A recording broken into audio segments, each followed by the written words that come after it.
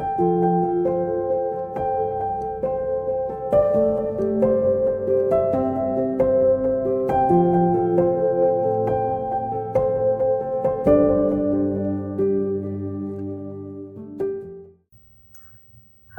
Broken Arrow High School, and welcome back to another First Chapter Fridays, our podcast from the library that features the first chapters of different books. If you have a suggestion for a First Chapter Friday book, please let me know. I'm happy to take suggestions and read those on the air. Also, if you would like to be a featured reader or just come and discuss a book or introduce a book and I can read it, message me on the Librarian's Corner Canvas so that we can get together and figure out a day that you can come in and record. I'd love to have some other people on here. So with that being said, I do want to point out, I know that today is not Friday and we're posting this on a Monday. We had some things that happened last week and this video didn't get posted on Friday, so we're posting it today and you'll get another one on Friday. We'll get back on track. So we are featuring Native American Heritage Month themed books this month, as that's what it is for November. These would be books that are either characters that are of Native American descent or authors. Now, this book that we're featuring this week, Rez Ball by Byron Graves, is both a Native American character as well as a Native American author. So Byron grew up on the Ojibwe reservation where he played basketball in high school. And that is exactly what this book is about on Rez Ball, about playing on a basketball team on the reservation. So he does have some firsthand knowledge. You can see also here that it has won a couple awards. It's a great book, especially if you enjoy basketball. If that is something that you're interested in, I strongly advise you to come and get this book. And right now I am going to read to you the first chapter of Rez Ball by Byron Graves. Here we go. Get it on the right page. Here we go. Chapter 1, March 10. Rez Ball. It's beautiful chaos. Sometimes it feels like that's what we are. Beautiful chaos. And right now, it's all we've got. We're getting our butts kicked all game. Then, in desperation, we started playing wild, run and gun, flashy basketball like we do back home on the Red Lake Nation. Only minutes ago, this game looked like it was over, like we were toast. Now the walls and floor of the Bemidji State basketball gym are shaking like a small earthquake just rumbled across northern Minnesota. I glance up at the scoreboard and take a much needed deep breath. 2 minutes remain in the regional championship game. We've never made it this far before. If our team wins, we go to the state tournament, which our school has never done, ever. If we lose, well, we go home, like usual.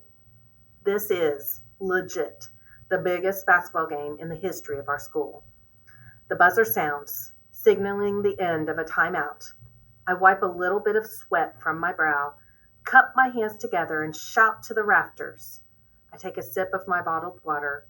I've gotten cottonmouth real bad from how much I've been yelling. My best friends, Wes and Nate, are in shock, a mix of disbelief and straight-up joy. We exchange high fives. Trey, can you imagine if Jackson was out there? They'd be doing even better than they are right now. Dad says with pure certainty. Mom runs her hand along his shoulder, nodding at Dad in agreement. For a second there, I thought Dad was going to say something about me being out there, hooping, helping this team. Me and Nate play basketball too, but we're only freshmen and play on the JV team. It's not nearly as dope as playing on varsity. We don't hear loud cheers when we make a basket. No one arrives early to our games to see us. They come to get a good seat, buy popcorn and candy, and settle in for the real game after hours. My dad nudges me with his elbow. We smile at each other, but they're broken smiles. the kind that look happy and sad at the same time. It is too loud to say anything, but our eyes say enough. My mom reaches across my dad. She takes my hand and squeezes it. The mixed emotions are intense. Jackson should be here. This was his team, his friends, his fans. It's been a surreal, strange, awful nightmare these last couple of months without him. Not just for me and my parents, but for our entire community. He was like a superhero on our res. My parents were wearing matching shirts with images of him soaring in for a dunk, with the caption, "Gone but never forgotten." Half our crowd is wearing the same shirts. As I look around, I spot my uncles, teachers from our school, the super sweet lady who works at the post office. Even our tribal chairman is rocking the same memorial shirt. The referee blows his whistle and hands the ball to Kevin, our center. He towers over almost everyone else on the court. He looks frantic, waiting for his teammates as they fight to get open. Our point guard, Mason, the scariest dude at our school, shakes his defender and catches the pass at half court, then races to the basket. A cloud of defenders surrounds him. He comes spinning out of the group and banks in a layup. The crowd erupts, cheering, whistling, holding cell phones in the air. I look at Wes's phone screen. He's recording our players as they throw their arms in the air like boisterous preachers, summoning the crowd's support. The Bemidji High School players cup their hands to their ears, hoping it's going to help them hear better. Their coach is yelling, but the players are shaking their heads in confusion. The inbounding player panics and throws a long pass that flies out of bounds. My dad grabs me by the shoulders and shakes me like a rag doll. This is by far the happiest he has been since we lost Jackson. It warms my heart seeing him feel this good again, seeing him happy, his pain forgotten, even for a little while. While we're still celebrating, one of our guards is already pulling up from way beyond the three-point line with two defenders draped all over him. The sound disappears from the arena, like pressing mute on the TV. The basketball, flung with a perfect release, spins toward the basket. Swish! We're only down 6 points, 96-90, with 1 minute to go in the game. On our side of the gym, our fans are all wearing red and black shirts and jumping up and down, high-fiving, whistling, and screaming. The Bemidji team's inbounding player calls to his team, but our crowd overpowers his voice. "Come on, boys! Win this one for Jackson," I say through clenched teeth. Nate hears me and pats me on the back. Bemidji's inbounding player throws a high, desperate pass across the court, but it flies out of bounds. A referee signals that it's our ball. Me and my boys exchange overly excited high fives that leave a sting.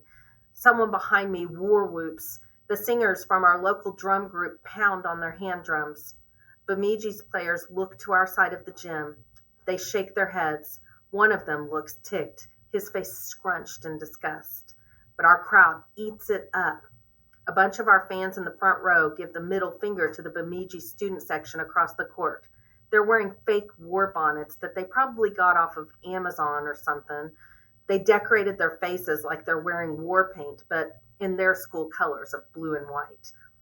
"Where's that tomahawk chop now?" Nate asks through cupped hands. A bunch of people from our res look back at him and laugh. Bemidji was doing that all game, throwing it in our faces until we made our comeback. Some of the older white fans have their hands clasped in nervous prayer as they stare up at the scoreboard. "Jesus was black," Nate says, and again cracks up everyone around us.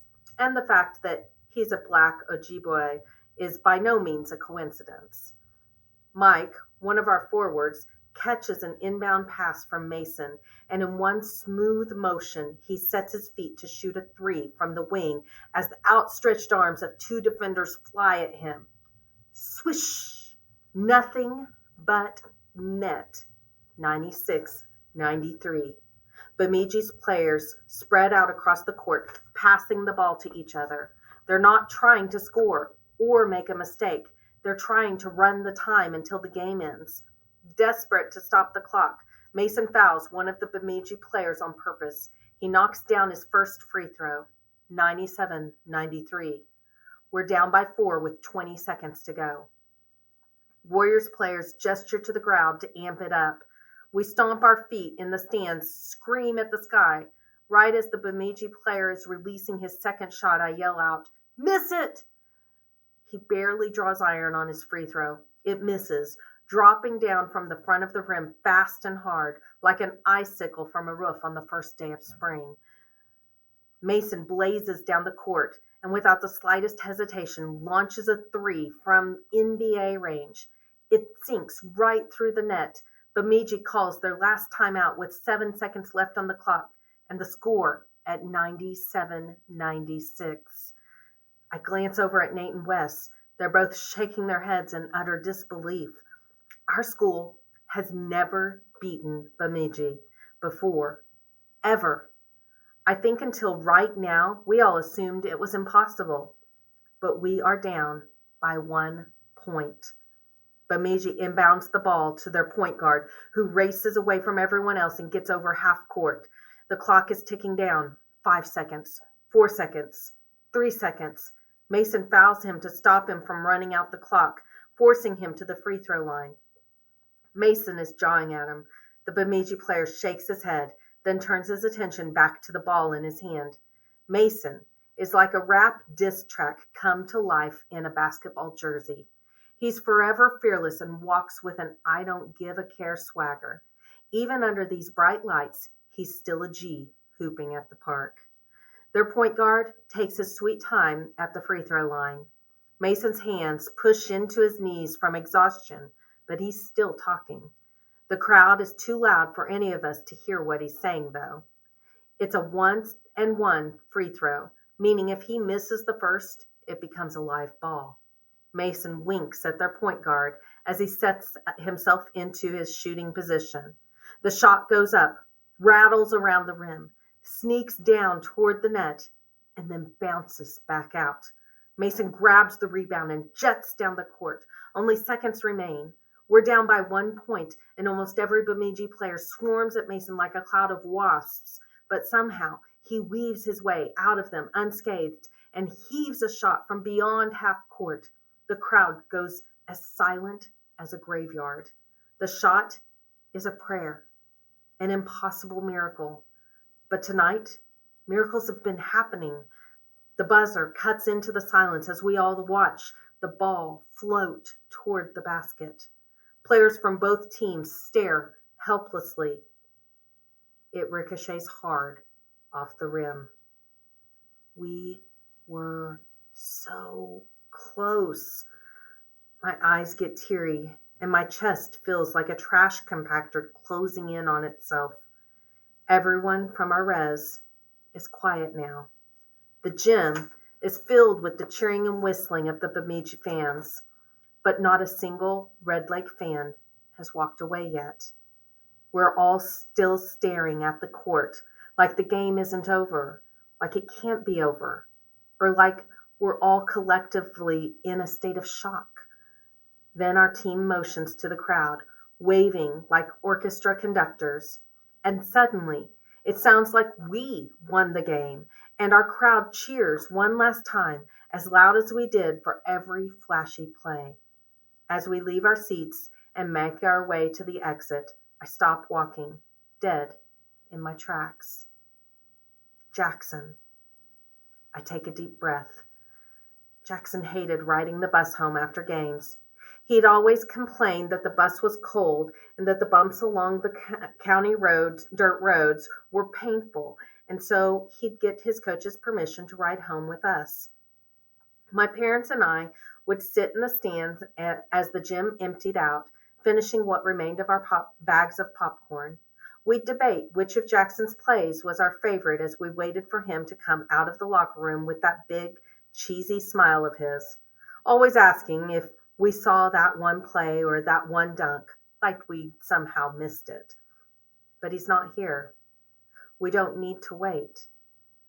And the thought feels like another gut punch, the same kind of feel every time I remember he's gone.